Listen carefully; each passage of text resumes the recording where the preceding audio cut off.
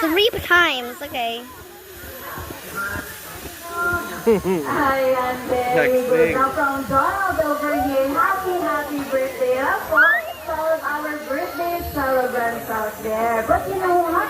Donald is not the only teacher bird who wants to greet our celebrants. Okay. I have Wait. It's gonna be like 2 minutes. No, 2 minutes video. Or like 2.5 minute video, I think. 2.5 minutes, actually. Naku, mag-sing and 2 minutes dance left. si Nigel. Sige, tignan niya natin music, maestro. Para makita mo yung ano. We have Cancer, bro. Dance yung bird. playing side by side.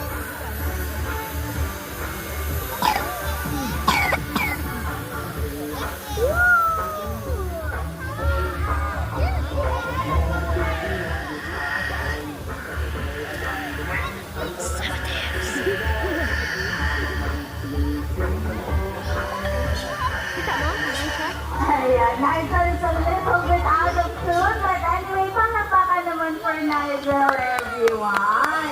Okay, Now, of course, from Nigel over here, we'd like to greet our birthday celebrants out there a happy birthday.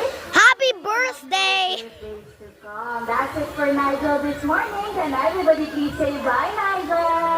Bye, Liga. Tapos tayo sa ating GMRT, and now it's time for our next class. But before that, I'd like to ask everyone here, ano po ba yung favorite subject ninyo? What's your favorite subject? Science!